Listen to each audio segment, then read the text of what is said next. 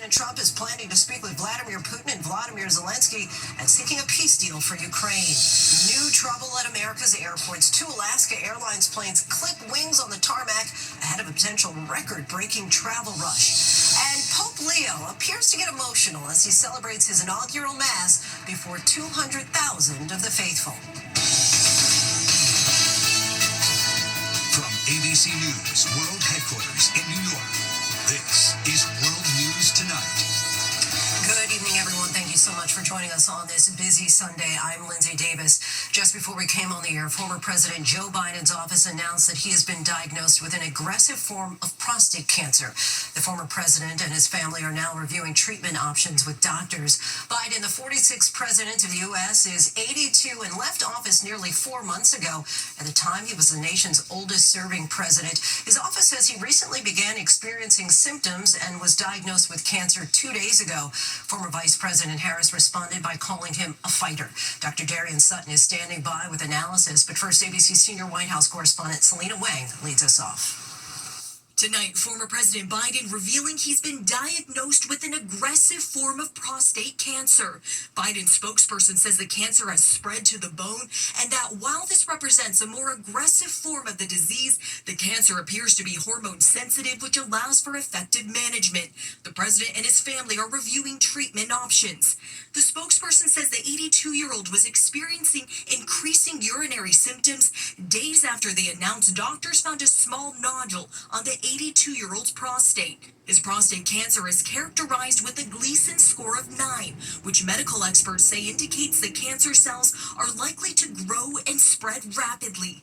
But the hormone sensitivity of the cancer offers a viable treatment pathway. Biden ended his more than 5 decades in public service in January, leaving office as the oldest president in history after abruptly dropping out of the presidential race last summer.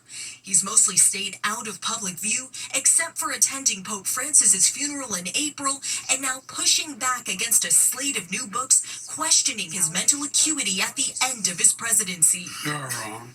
There's nothing to sustain that. Former First Lady Jill Biden forcefully defending her husband. I mean, he'd get up, he'd put in a full day, and then at night I'd be in bed, reading my book, and he was still on the phone reading his briefings, just working with staff. I mean, it was nonstop.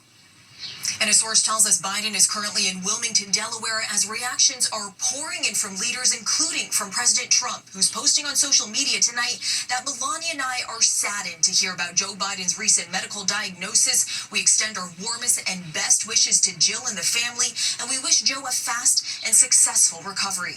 Lindsay? So many share a similar sentiment. Selena, thank you. Let's bring in ABC News medical correspondent Dr. Darian Sutton. And we should note you have never treated the former president.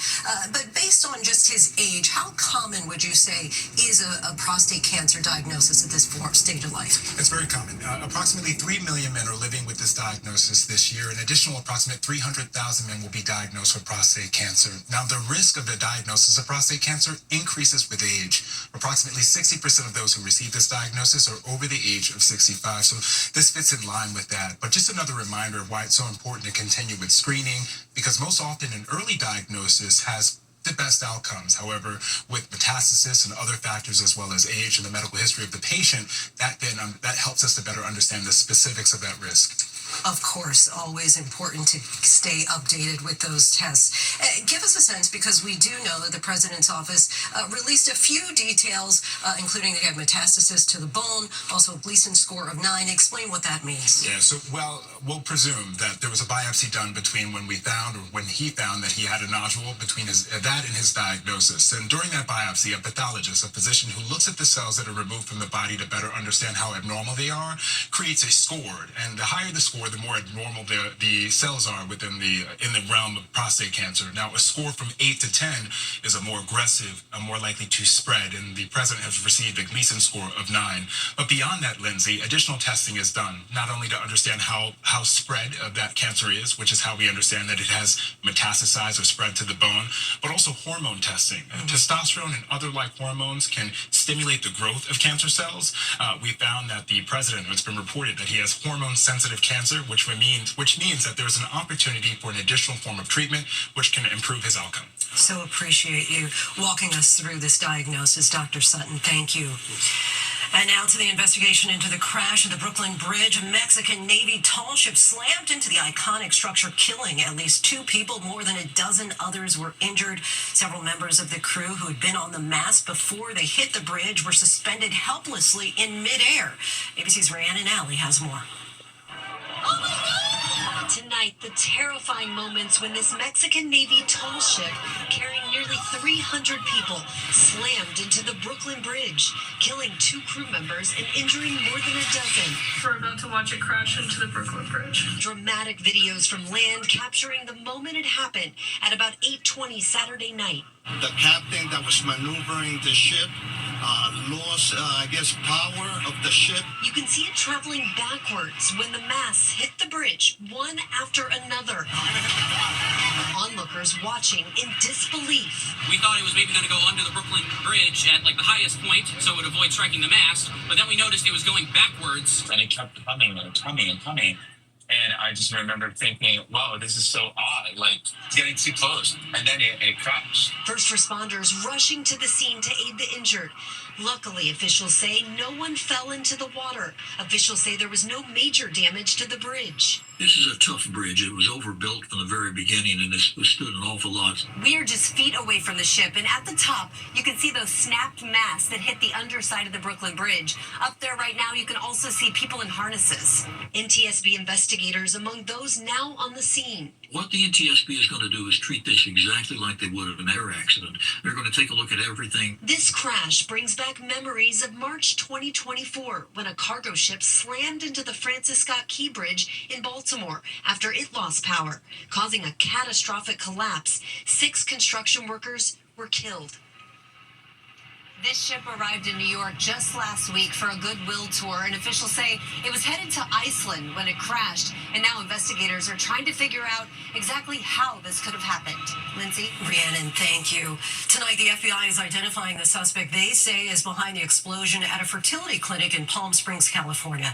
They believe 25-year-old guy Edward Bartkus was killed in the blast. And tonight, what authorities are saying about a possible motive. ABC's Jacqueline Lee reports from Palm Springs. Tonight, the FBI revealing who they suspect was behind the car explosion rocking a Palm Springs fertility clinic. We are fairly confident that subject is Guy Edward Bartkus, 25-year-old, and this was a targeted attack against the IVF facility. The blast collapsing buildings, blowing out windows, killing the suspect and injuring 4 others. Authorities saying it was an act of terrorism and calling Bartkus nihilistic. We were able to save all of the embryos at this facility. Good guys 1, bad guys 0.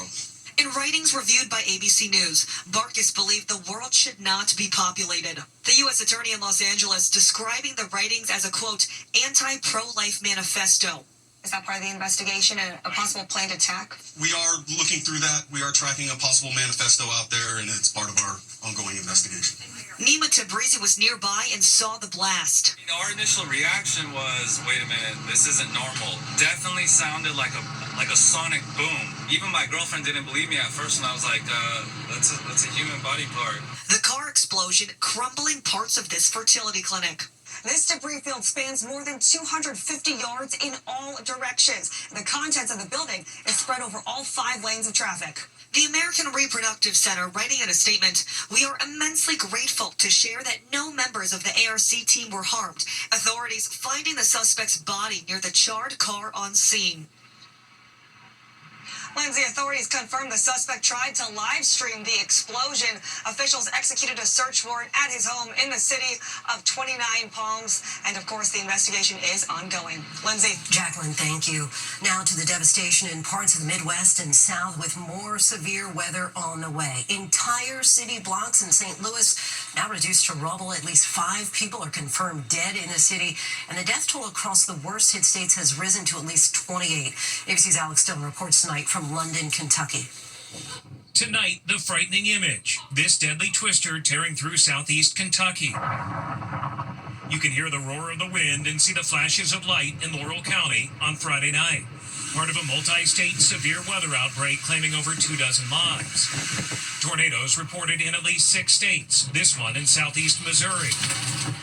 Back in Laurel County, Kentucky tonight, cleanup is underway as those injured by the tornado are returning to see what's left. About where the Tahoe's sitting now was a kitchen. David Farler, his wife, daughter, and 4 grandchildren hid in closets in the home he built by hand, which looked like this before the tornado hit. Incredibly, his home lifted off the ground with the family inside and was carried across the street. I was thinking, when is this going to stop? It felt like it went on forever. My wife said she was floating around. Buried under debris, including granite countertops, the entire family made it out alive with only minor injuries, able to dig themselves out. David took me back to see what remains of the home. You thought it was the end? I thought it was the end. I've never come that close to death before in my life. At least 19 people killed in this state, 17 in the county alone. Each a child of God, missed by their family that have people mourning them right now. And tonight, we're learning some of their names. Major Leslie Roger Leatherman of the Laurel County Fire Department was fatally injured while responding to the tornado. The department writing, his courage, commitment, and sacrifice will never be forgotten.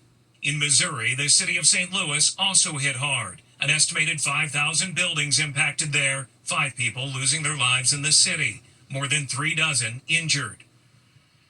And Lindsay, this is where that family home once stood that blew down the street, the SUV where their kitchen was, and this area is bracing for more severe weather later this week. Lindsay. Our hearts certainly go out to those families, Alex. Thank you. And now, as you mentioned, a new severe weather threat is targeting millions again this week. These images from this afternoon show a tornado moving near the Denver airport. Tornado watches are in effect from Texas to Nebraska. Let's bring in WABC meteorologist Danny Beckstrom from our New York station. Danny, where is the greatest risk tonight? Tonight, Lindsay, the focus is first over the plains as this new multi-day severe weather threat sets up. Let's take a look at the map. Obviously, it's windy here in New York City tonight, but where we're watching is Texas up to Nebraska, bracing for severe storms with the greatest concern for strong tornadoes. In that area shaded in red, it includes Wichita under a level 4 out of 5 risk. Tomorrow, many of these same cities stay in the threat zone, but it also spreads east into much of Missouri, including St. Louis, still dealing with the damage from Friday. A wide area at risk for very large hail and strong tornadoes. Tuesday, the threat shifts east again with numerous severe storms expected from northern Louisiana into nearly all of Kentucky, where they're bracing for the second round of strong storms in just a matter of days. Lindsay? No rest for the weary. Danny, thank you.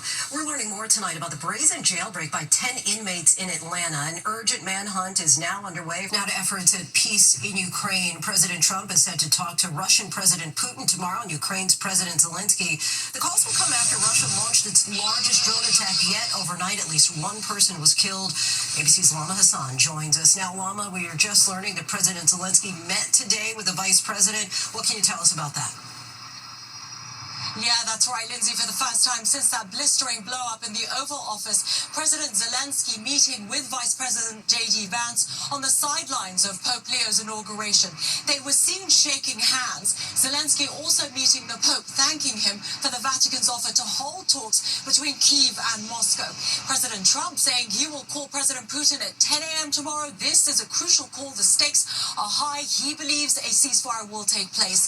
Trump will then speak with President Zelensky and NATO leaders. This comes after a diplomatic push for peace in Istanbul, holding direct talks for the first time in 3 years. Both sides agreeing to exchange 1,000 prisoners of war. The two sides still far apart on key issues, but what they did agree on is to continue talking. Lindsay? Perhaps a sign of progress. Lama, thank you.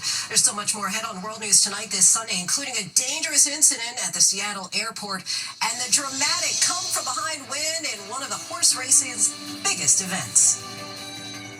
Next tonight, new concerns about safety in the skies, including an incident between 2 Alaska airline planes in Seattle. Here's ABC's Christiane Cordero. As millions of people prepare to hit the sky for the record-breaking Memorial Day travel rush, tonight the FAA is investigating how 2 Alaska Airlines jets clipped wings at a Seattle airport. No injuries reported. Passengers on the 2 packed California-bound flights forced to deplane and board other aircraft. It comes as ABC News has learned of another close call earlier this month, this time at New York's LaGuardia Airport, one of the nation's busiest. An American Eagle jet cleared for takeoff and bound for Buffalo, New York, full of passengers. passengers racing down the runway when air traffic controllers tell the pilot to abort. The jet stopping just over 1,000 feet from a United flight taxiing on the same runway. Air traffic control apologizing for the confusion. Sorry about that. I thought United had cleared well before that. The incident adding to a series of air traffic control related incidents, including tech outages at a facility in Denver and one in Philadelphia that manages airspace for Newark's Liberty Airport. Controllers and pilots unable to communicate with each other for nearly 90 seconds. And Lindsay, today another incident, this time at Houston's Hobby Airport. Its air traffic control tower ran on a backup generator for about an hour this afternoon during a power outage. Flights were delayed. The FAA is investigating. Lindsay? More concern in the skies there, Christiane. Thank you. When we come back, the emotional ceremony at the Vatican as a Chicago native celebrates his inaugural Mass as Pope. To the index now, and what a finish at the Preakness. The favorite journalism came from behind, chasing down Gosger at the wire for the win. Journalism takes the second leg of the Triple Crown after being edged out by Sovereignty at the Kentucky Derby. When we come back, a special moment for the new Pope and a break with protocol.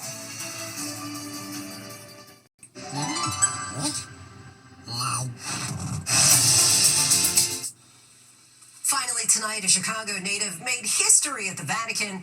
ABC's Maggie Rulli was there to witness it. Tonight, the world celebrates the American Pope. More than 200,000 crowding around St. Peter's Square to mark the official start of Pope Leo XIV's papacy. On a day of both elation and deep emotion. The Mass, rich in tradition. Pope Leo praying before the tomb of St. Peter. Before receiving the symbols of the papacy, the pallium, a woolen vestment worn over his shoulders, and the fisherman's ring, a signet ring bearing the image of St. Peter. A moment that resonated with emotion for the new Pope. It must be an awesome thing to look at that ring and see your connection to St. Peter. At one point, the Pope mobile stopping for Pope Leo to hold and bless babies in the crowd. Jerry Spearman knew Pope Leo from his time at Villanova. A man who was and is very personal to me and so many of my former Augustinian confreres, is now a gift to the world, not only the church, but to the world. And Lindsay, after his history-making Mass, this moment, Pope Leo breaking protocol to hug his brother, Louis from Florida. And Lindsay, we have seen how Pope Leo's connecting with just every American we meet here on the ground. And now, he'll be the Holy Father to 1.4 billion Catholics around the world. Lindsay? What a touching moment. Maggie, thank you. And thank you so much for watching. David Muir right back here tomorrow. I'm Lindsay Davis. Have a great night.